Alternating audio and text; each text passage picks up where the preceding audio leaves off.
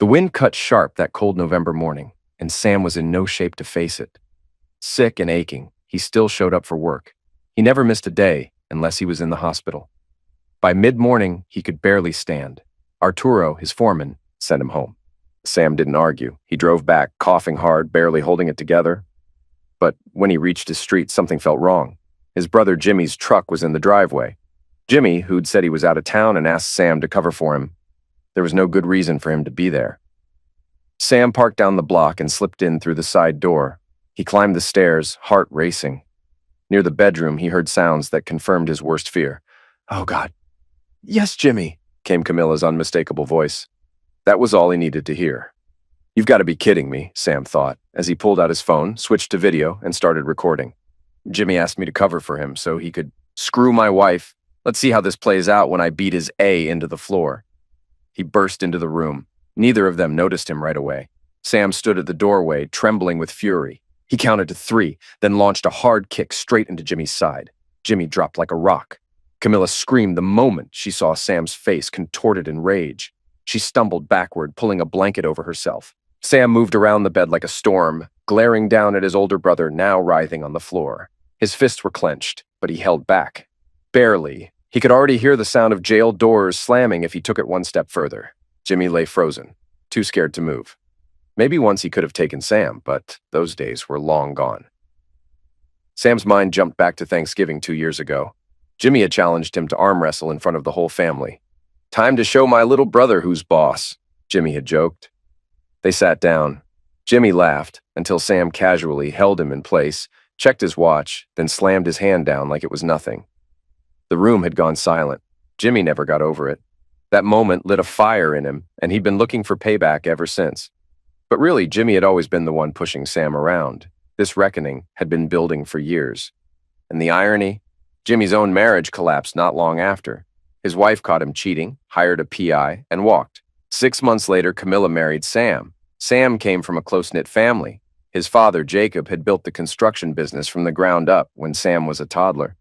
On paper, it was a corporation, but in truth, it was all family. His mom, Evelyn, handled the books. The siblings were Jimmy, the oldest, Sam, the middle, and Steph, the youngest. There was plenty of love, but favoritism still showed. Jimmy, the firstborn, was always seen as the heir. Steph was the adored youngest. And Sam, he was somewhere in the middle. Jimmy never let Sam forget who was first. Steph rarely asked Jimmy for rides, but once Sam got his license, she relied on him constantly. It wasn't mean-spirited, it was just the way things worked. Sam didn't complain, he wasn't bitter, but he saw the pattern. Jimmy would run the company, Steph would always be protected. And Sam, he'd have to carve out his own place. Still, after carving out a future and building a life of his own, he returned home, sick, worn out, to find his brother in his bed, with his wife. There was no screaming, no shouting. Jimmy scrambled to get dressed and bolted. Camilla packed her things in silence and walked out 20 minutes later. The house was Sam's long before the marriage, and thanks to an ironclad prenup, it was never up for grabs. Sam didn't hesitate. He contacted his attorney, signed over power of attorney, and spelled out exactly how he wanted things handled. And then he vanished. 6 months later, the divorce was finalized. Neat, emotionless, done. Or so it should have been. But it wasn't over, not even close. He hadn't gone far, just far enough to get some air, to clear his head. But before disappearing completely, he made one final visit, his parents' house. There he laid everything bare, the photos, the texts, every painful detail of the betrayal, and their reaction. "You need to move on," they said flatly. Everyone already knew Jimmy was destined to take over the company. Even Sam had accepted that. And with that unspoken truth hanging over everything, he was expected to step aside quietly, for the sake of family unity. His sister Stephanie had thrown her support behind Jimmy too. Sure, they admitted he had flaws, selfish, arrogant, but they excused it like it was a minor stain on some noble legacy. Sam swallowed the hurt, told himself to let it slide, pretend to be happy for Jimmy, pretend Camilla hadn't just walked straight from his bed into his brother's arms. That very night, she moved in with Jimmy. "Don't cause drama," his father had said coldly. That was all Sam needed to hear. The message was loud and clear. He was on his own. One by one, his family rallied behind Jimmy, closing ranks, defending him like he was the sufferer. In that moment, Sam made a silent vow. "I won't come back until I've taken everything from them." He could still hear their voices burned into memory. "In a few years, Jimmy will take the reins of the company," his father Jacob said firmly. "Yes, what he did was wrong," his mother, Evelyn, added. "But he's still our son. We're not cutting him off. You need to get over it." "Don't try to split this family," Stephanie chimed in. "Jimmy's the successor. That's how it is." Even Steph, who used to confide in Sam about how badly Jimmy treated people, had turned on him. Arms crossed, face cold, she delivered the final gut punch. "So she picked your brother. Big deal. People change their minds," she said without sympathy. "Can you blame her?" And just to twist the knife, "By the way, make sure Ramsey's report is on your desk by Monday." The confrontation with Camilla came not long after. It made everything worse. She admitted it had started just weeks after their wedding, and it wasn't some recent thing. They'd been sneaking around for months. "Most of the times you were covering Jimmy at work," she said, her voice like ice. "He was actually with me." Then came the final blow. "I'm pregnant," she said, "and the baby's his." Sam had been left humiliated, betrayed, treated like collateral damage in someone else's story. But no one batted an eye. His parents welcomed Camilla and Jimmy with open arms. His failed marriage was erased from memory as if it had never happened. The only time it was mentioned was to justify how quickly Jimmy remarried. The family kept inviting Sam to gatherings, holidays, birthdays, Sunday dinners. But it was clear the invitations were out of obligation, not affection. As long as he kept his head down and did what was expected at work, they were satisfied. His presence was tolerated, nothing more. The last time he saw them was Thanksgiving. He lasted less than 4 minutes. He walked in, offered a few greetings, and was promptly asked to leave. That night, Sam made 2 promises. First, he would never again call those people his family. Second, one day he'd return and destroy everything they had built. The people who were supposed to love him, support him, stand by him, they had turned their backs the moment he needed them most. He had spent his life being the reliable son, the quiet brother, the peacemaker. And when the betrayal came, they chose sides, and it wasn't his. One day he would make them pay, and he wouldn't show a shred of mercy. 2 weeks later, yelling exploded from Jacob's office. "Hell no! Where the hell is Sam?" Jacob shouted, voice bouncing off the walls. Evelyn rushed in, caught off guard. "What's going on now?" she asked, looking around. She hadn't seen Sam in a while, just figured he was laying low somewhere. Jacob slammed a folder on the desk. "The Geraldson job's a damn mess. We're 4 damn weeks behind schedule. Mandelson's inspector just said last week's work is trash. Needs to be ripped out and redone. That's 50 grand torched. 2 more weeks wasted. Where the hell was Sam when all this went down?" Stephanie barged in, arms tight, eyes sharp. "Hold on," she snapped. "Geraldson's Jimmy's deal, not Sam's, so maybe start pointing fingers in the right damn direction." The room went dead quiet. And second, no one's seen Sam in 2 weeks. His phone's straight to voicemail. Even his foreman hasn't heard a damn thing. Jacob waved it off like it didn't matter. "Sam knows damn well he's supposed to be watching Jimmy's back. He's done it before.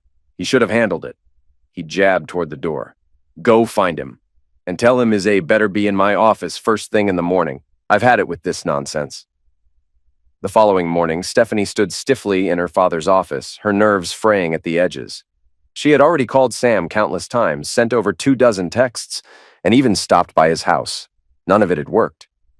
Now she had no choice but to deliver the bad news. Jacob looked up from his desk, eyes like knives cutting across the room. Evelyn sat next to him, tight-lipped. Jimmy and Camilla stood nearby, trying to act like they gave a damn, but the guilt didn't even reach their eyes. "Well," Jacob barked, "somebody better tell me where the hell Sam is." Stephanie shifted, her voice barely above a whisper. "He's gone."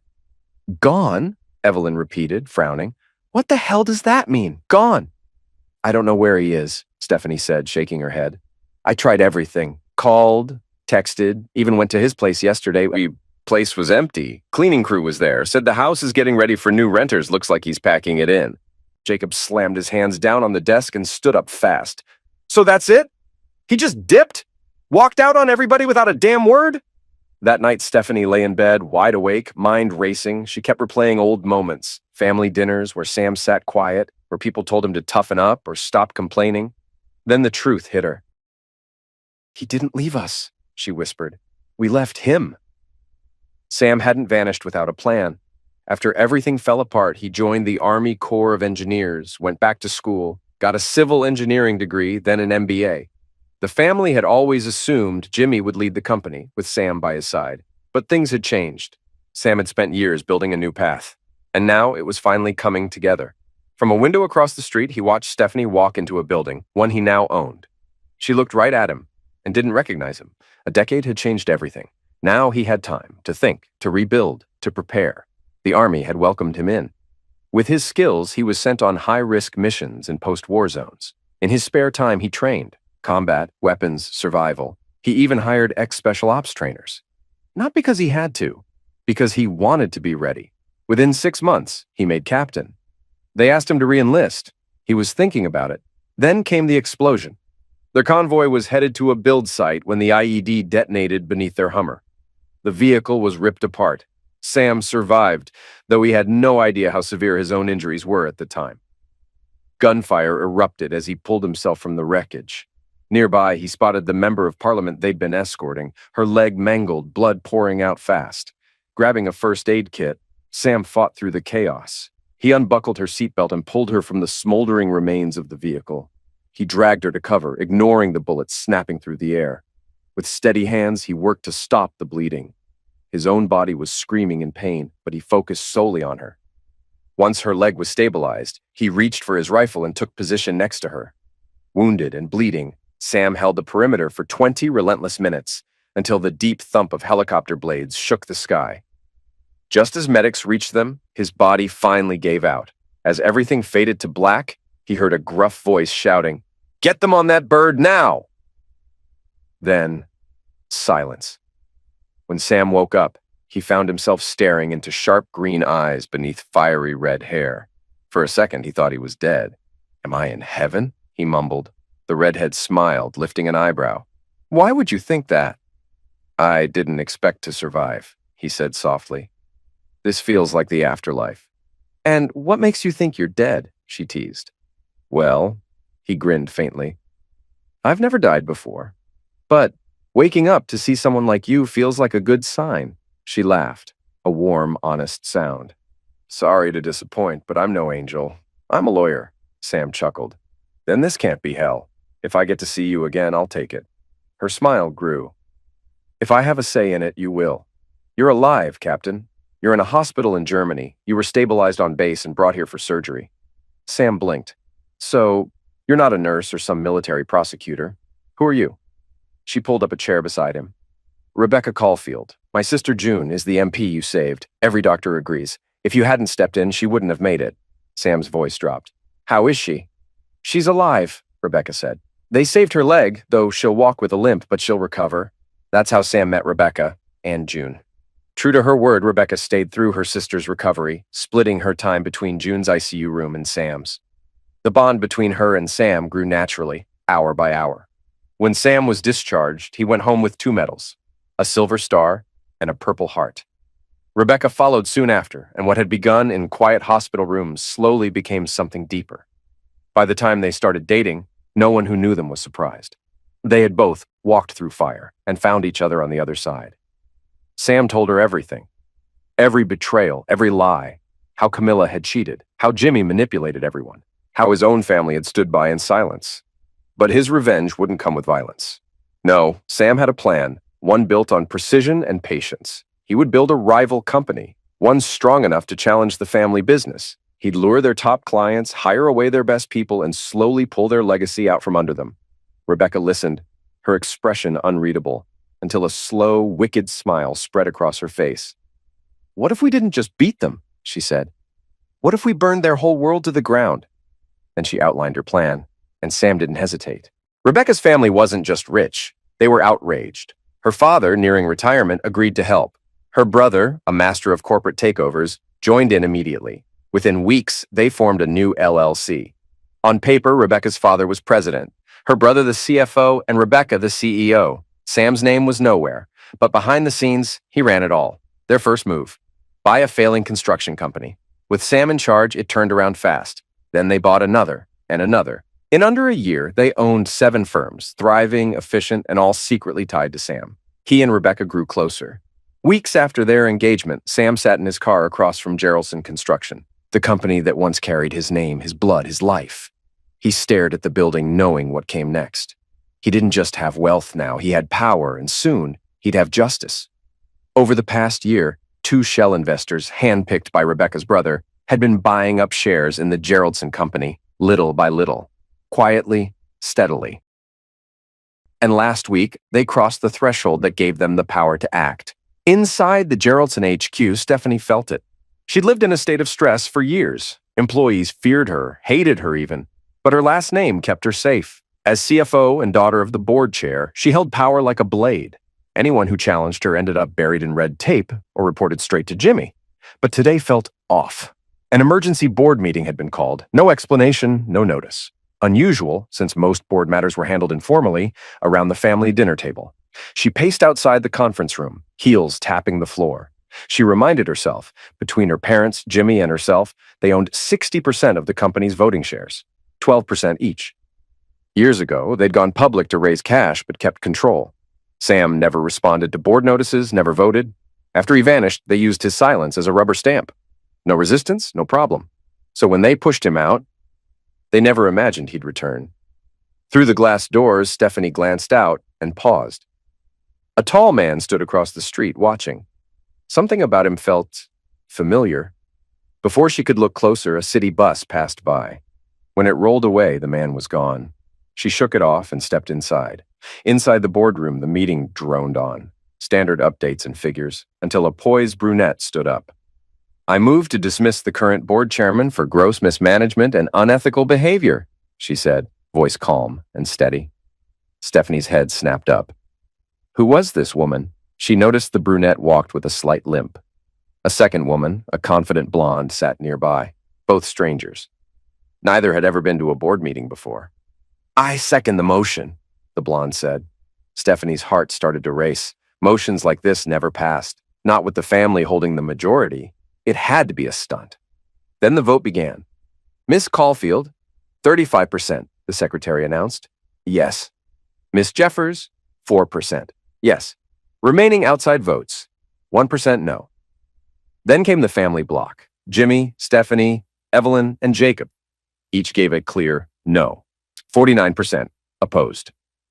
Jimmy opened his mouth to dismiss the motion, but the boardroom door creaked. In walked the man from across the street. The room went still. "Samuel Johnson, 12%, the secretary said. Stephanie froze. She hadn't seen her brother in a decade, and now here he was, confident, composed, a stranger in a familiar face. He lifted his hand. "Yes," he said. Silence. That one vote tipped the scales. The motion passed. In moments, everything changed. Jacob was removed as chairman. Jimmy was fired as CEO. Stephanie was replaced as CFO. The blonde took Jimmy's role. The brunette took hers. No bonuses, no goodbyes. They had 10 minutes to clear out. Worse, everything they used, homes, cars, company credit cards, belonged to the business. Set up years ago for tax perks. Now, Sam was in charge. They had 1 week to return it all, except Jimmy and Camilla. They had just 24 hours. As Sam calmly led the rest of the meeting, his family sat in stunned silence, stripped of power, left with only shares and a false sense of control. They still thought they had leverage. They didn't. Their personal accounts held just enough to get by, about $100,000 each. The rest had been tied to company assets. Retirement dreams? Gone. Sam leaned back in his chair. "Any other business?" The new CFO stood. "Yes, SRJ Enterprise has issued a buyout offer. Everyone has the proposal." Gasps. "In short," she continued, "SRJ intends to buy enough shares to take majority control. Once that happens, Johnson Construction will be dissolved. All assets move to SRJ. Sam nodded. "The employees? They'll stay. Same jobs, same paychecks, just under a new company name. Clients won't notice a change. And the executives? They're out, or they can take lateral roles at SRJ. Their current exec team is stepping aside." Sam looked at his family. "And if someone refuses to sell?" She smiled faintly. "Once SRJ hits 51%, the share value drops from $120 to $2. After that, anyone holding out gets nearly nothing." He turned back to her. "Is their rep here?" "She's in the lobby. Shall I bring her in?" "Do it." Sam said. Moments later, the room shifted as a woman entered, elegant and composed. She was around 5'7", with striking red hair cascading down her back, green eyes that sparkled with intelligence, and a face kissed by freckles. She wore a tailored charcoal suit with a blush blouse beneath, silk stockings, and heels that clicked with authority. Stephanie narrowed her eyes, bitter and bewildered. What is it with all these beautiful women showing up just to ruin our lives? And Sam, what role was he really playing in this? He'd been radio silent for a decade. Now he'd shown up, dismantled everything they once controlled, and watched it unfold with quiet satisfaction. Then the redhead spoke, her tone crisp and final. As stated earlier, our offer is $120 per share until we reach majority control. After that, any unsold shares will be purchased at $2. Stephanie blinked. She hadn't caught the full explanation earlier, but that number hit like a freight train. From $120 to $2. It was catastrophic. She had planned to hold on to her shares, wait for a better offer. But now, holding meant financial end. She jumped up. I want to sell, she blurted. Add me to the list. The redhead smiled gracefully. Of course. You're currently fourth in line. I'll extend the offer as soon as the first three are finalized. Stephanie's stomach dropped. She knew exactly who those first three were. Sam, the blonde CEO, and the brunette CFO. If that was true, SRJ had already crossed the 51% threshold. Their nest eggs, their futures, all tied to a company that no longer owned. Later that evening, each of them returned home in disbelief. They had been told to begin packing. Their company cars and office access had been revoked on the spot. Security escorted them out and confiscated laptops. They were informed they could retrieve personal items the following day, under supervision. Company emails had already been disabled. Home computers were flagged for collection. If any sign of document destruction or data theft was found, the consequences would be severe: fraud, evidence tampering, even corporate espionage. It had already seized Jimmy's machine the moment Jacob was voted out. Oh, and a forensic accountant has already started reviewing the books, the brunette added, her tone casual but firm. Sam didn't say a word, but his slight smile said it all. The next night, the entire family regrouped at Jacob and Evelyn's house. Jimmy, Camilla, and their 3 children arrived in a packed minivan, their possessions crammed into boxes and bags. With nowhere else to go, they moved in. After unloading everything into the garage, they gathered around the dining table. Jacob slammed his hand on the desk so hard the coffee mug rattled. That's it. I've had it. We're not just sitting around while everything we built gets torn apart. We're taking it back. Evelyn rolled her eyes and crossed her arms. Oh, great. And how exactly are we going to pull that off, genius? Where the hell do we even start? Jacob leaned forward, fire in his voice. We lawyer up. We file papers. We go in swinging. Stephanie spoke up, quiet but firm. Dad, our lawyers were on the company payroll. They're not with us anymore. We'd have to start from scratch. And that's not cheap. We've got emergency cash, yeah, but this kind of fight, it could drag on for years. That money won't stretch. The room went dead still. Then Jimmy popped his knuckles and leaned back like he was waiting for his moment. Well, he said, smirking, maybe it's time I pay my baby brother a little visit. Face to face, clear the air. Camilla shot him a look colder than ice. Don't be stupid. He turned, cocked his head. Why not? What's he gonna do, throw a memo at me? She didn't blink. That man in the boardroom? That ain't the same Sam you remember. He's changed. He's sharper now, colder. You walk in there playing tough guy, you won't walk out the same. Jimmy's jaw tightened, but he kept his mouth shut this time. Another long silence. Then Stephanie finally muttered, more to herself than anyone else. Maybe we should just talk to him. Every head in the room snapped toward Stephanie like she'd just spoken Martian. The silence hit hard, thick, cold, like a slap in the face. She took a breath, didn't back down. Maybe if we owned up to what we did, she said, low but steady. If we dropped the ego, gave a real apology, not that half-assed stuff, maybe he'd give us one last chance. Not to fix it all. Just enough so we're not left with dust. Jacob shot up like he'd been punched. You expect me to grovel? He roared. You want me to crawl to that backstabbing punk who turned his back on this family? That kid spit in our faces, and now you want me to go begging like some washed-up loser? Hell no. I'd rather watch this whole thing burn.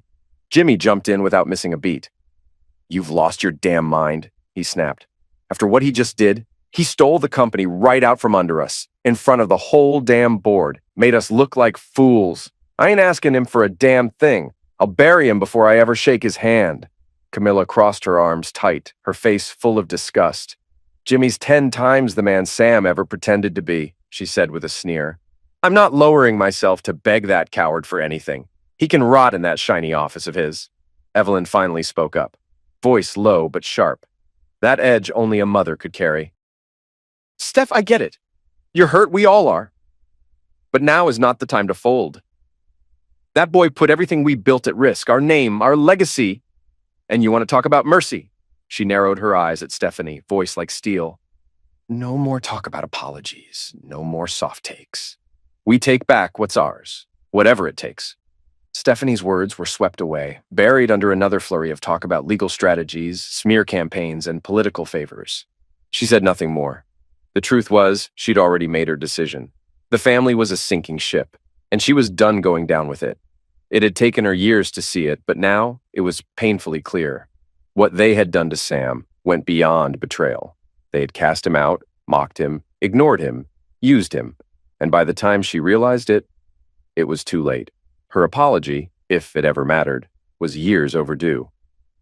The next morning, in a quiet downtown office, June Caulfield looked up from her computer as her assistant knocked softly.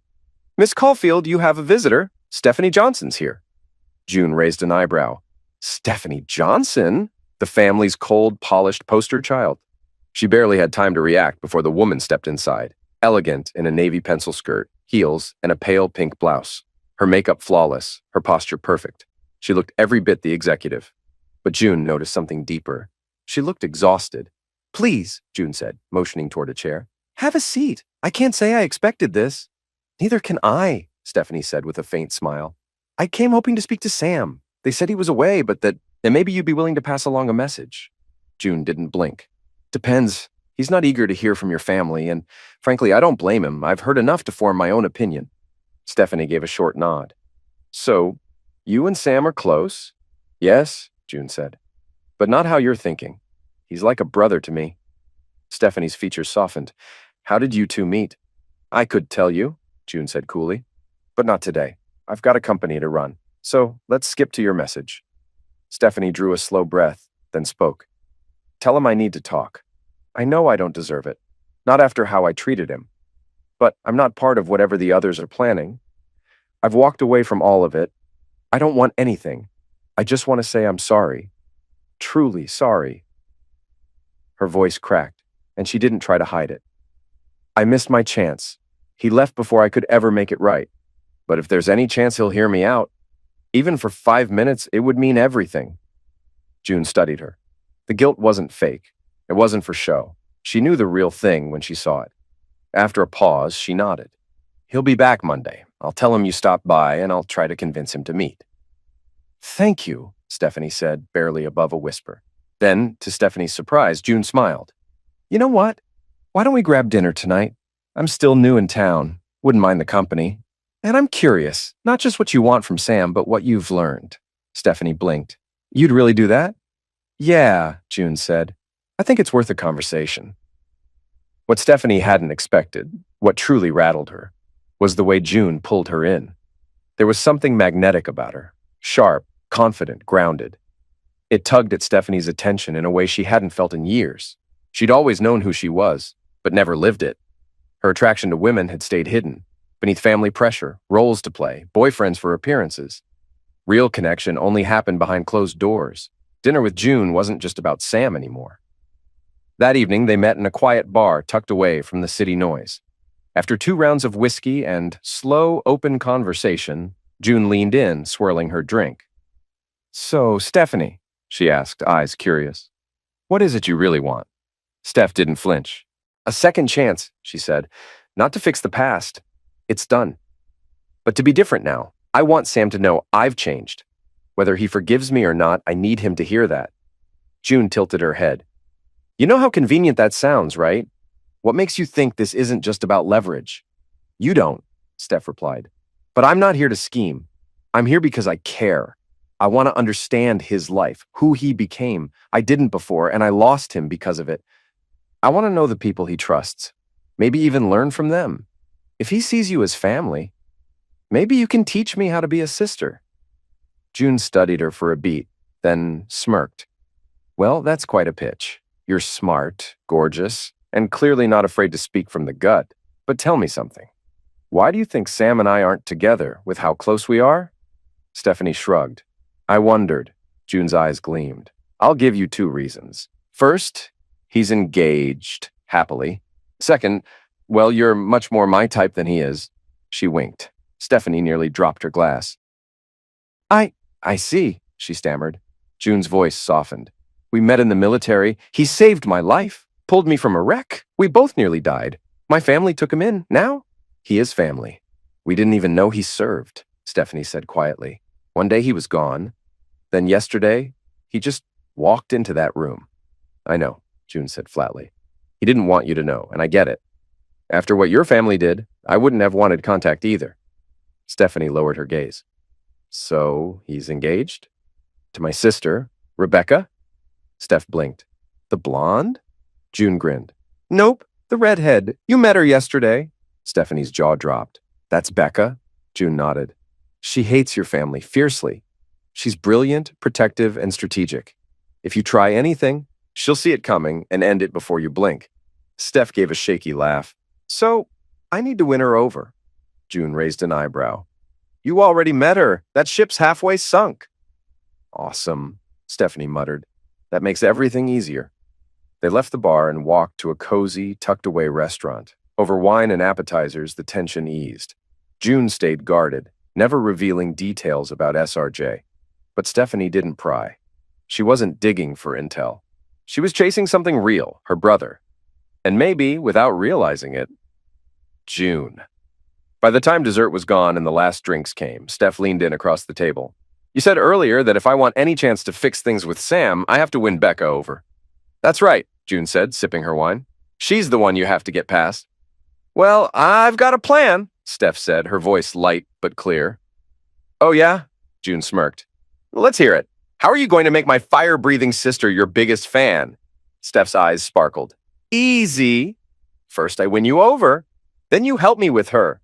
June laughed, surprised. "That's bold. So how do you plan on winning me over?" "That part's simple," Steph said. "I take you home, give you the best night of your life, keep you busy all weekend, so by Monday, you'll be singing my praises to Becca. She'll hear how great I am from you."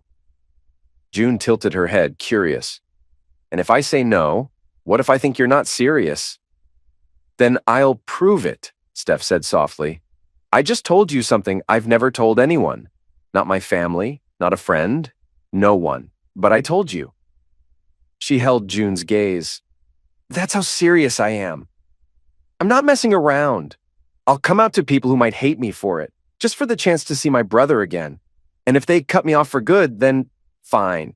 It means I was right to leave." June didn't look away. Then she lifted her glass. "To new beginnings," she said. Steph clinked her glass with hers.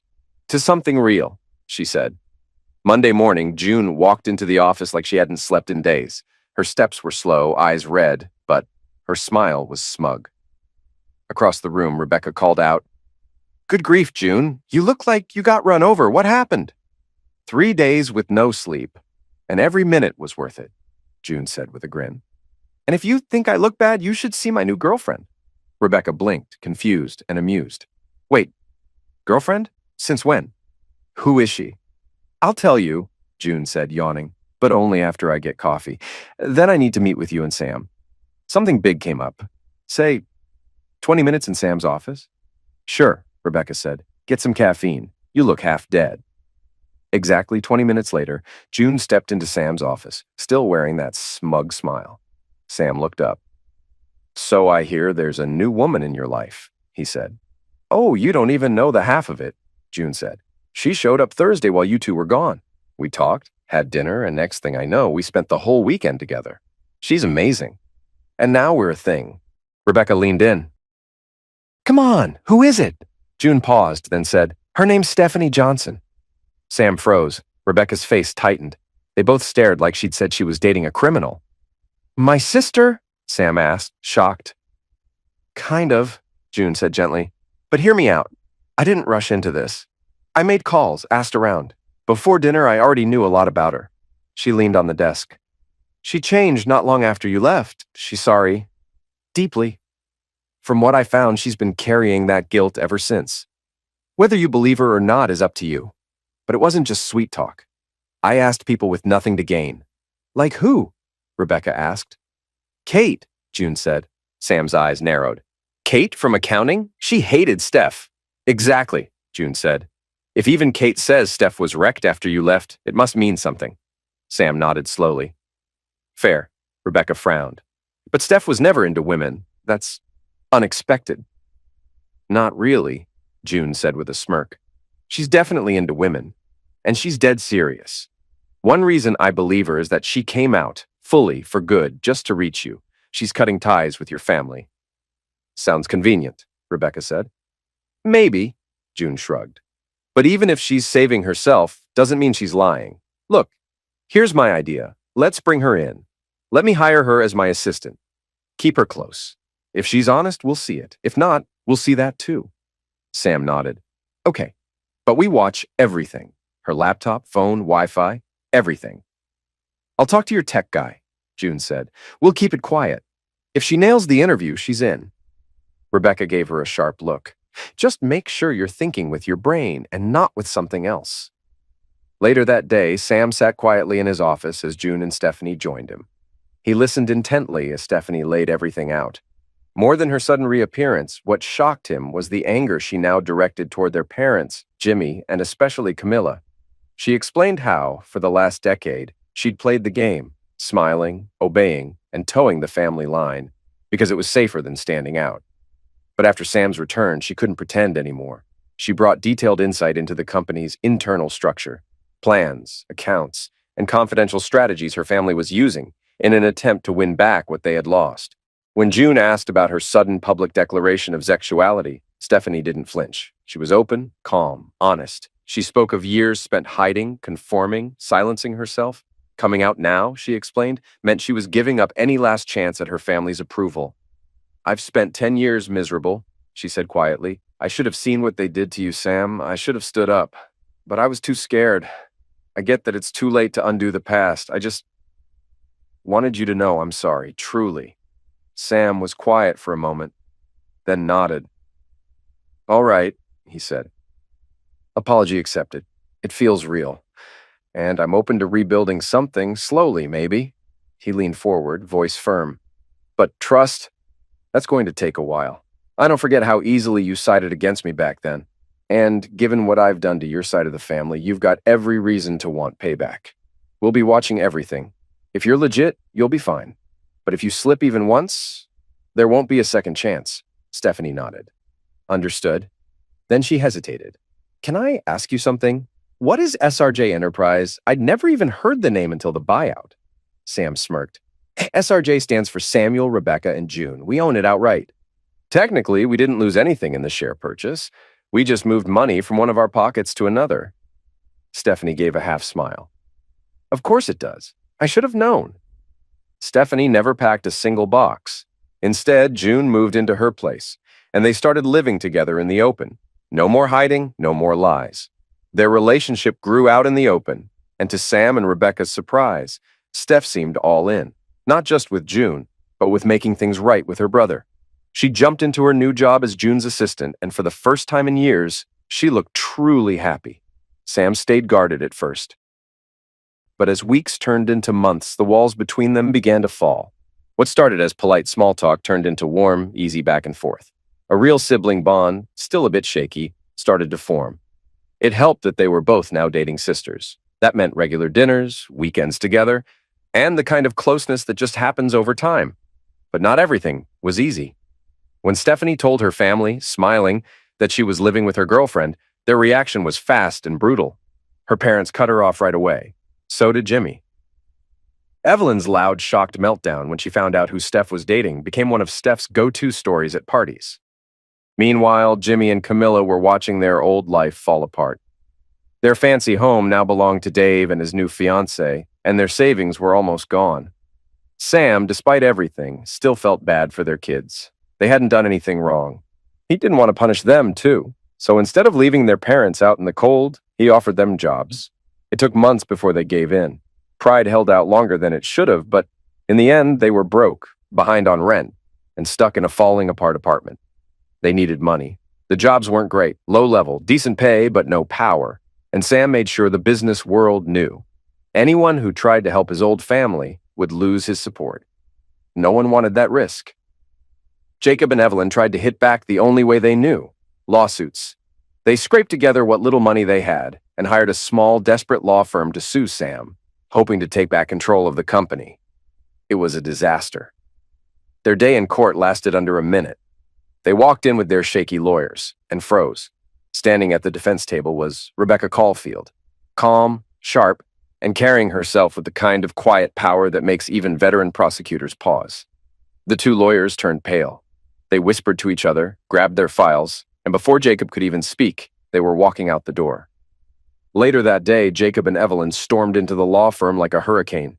"What the hell went down in that courtroom?" Jacob barked, slamming the door behind him. One of the partners looked up from his desk, face worn, voice flat. "Did you even know who you were messing with?" Jacob threw his hands up. "Of course we know who she is. That's the snake representing the crew that stole our company. And she's shacked up with my backstabbing son." The second partner leaned forward, gave a dry chuckle that held zero humor. "No, you don't get it. That's Rebecca Caulfield. She ain't just some lawyer. Hey, she's a damn wrecking ball in heels. We thought this was going to be a quiet little tug of war, maybe settle and move on. But the second she got personal, it was done." He looked Jacob dead in the eye. "She doesn't fight fair. She doesn't fight clean. She buries people, legally, financially, publicly. Your name, your money, your legacy. All of it's in the crosshairs the moment she steps in." The first partner finally cut in, voice low and cold. "We're not stupid, and we sure as hell ain't suicidal. We're out. You want to keep going? Find someone else dumb enough to throw punches in a buzzsaw." With no more cards to play and their funds nearly depleted, Jacob and Evelyn retreated into a tiny, run-down apartment paid for by Social Security. Evelyn spent her days babysitting Jimmy and Camilla's kids for free, while Jacob sat on a sagging couch, railing bitterly about betrayal and lost fortunes to anyone who'd listen, which wasn't many. Sam hadn't spoken to either of them in years. One gray afternoon, Camilla quietly walked into one of Sam's smaller offices. She stood outside his door, waiting. When he called her in, she stepped through. "May I come in, Mr. Johnson?" she asked, her voice small. Sam looked up, surprised but calm. "Camilla, sure. What can I do for you?" She stood stiffly, hands twisting. "I wanted to ask, is there any way you'd think about moving Jimmy back home? He's been working out of state for months. We hardly see him. When he's home, it's just for a day every couple of weeks.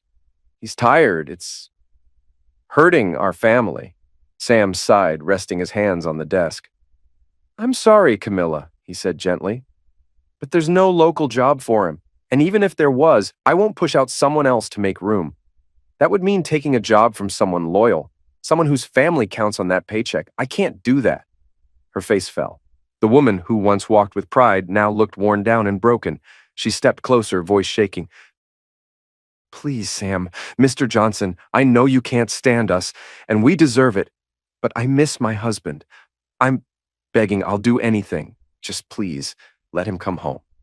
She began to cry. Then a voice came through the speaker on Sam's desk. "How funny," Rebecca said coolly.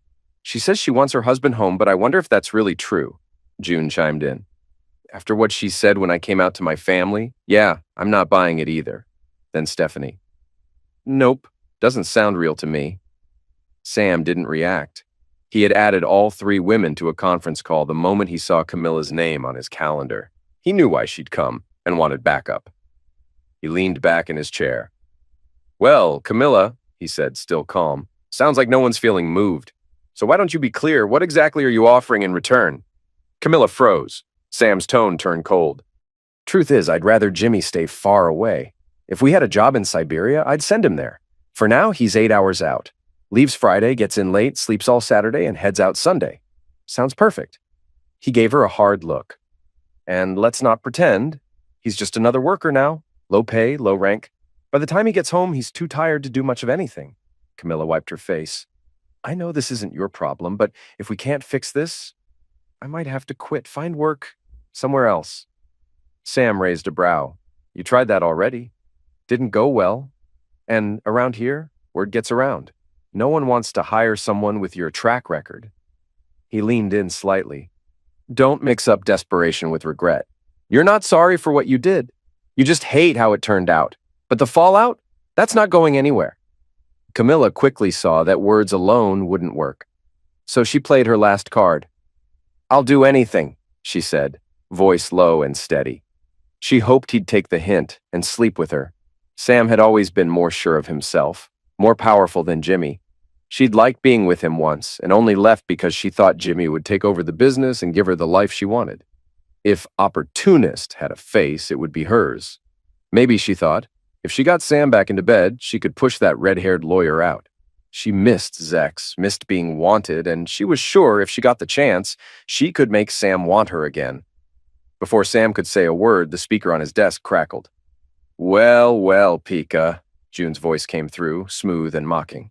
Remember when we joked about adding a third to the mix? I mean, not exactly payback, but hey, could be a good time. Camilla froze, blood draining from her face. June kept going, voice dripping with poison. Steph and I were talking too. Thought about finding someone new to mess around with for the weekend. Jimmy's out till Sunday night, right? Maybe you and Steph take her out for a spin Saturday, and we'll have some fun on Sunday. Sam leaned back in his chair, smirking like a man with nothing to lose. Works for me. You two knock yourselves out. Fabulous, June said, like it was just another brunch plan. By Monday, Camilla stumbled into the office like a ghost, eyes glassy, face pale. She barely crossed the threshold before Stephanie looked up from her desk, fake sweet. Good news, she said with a chipper smile.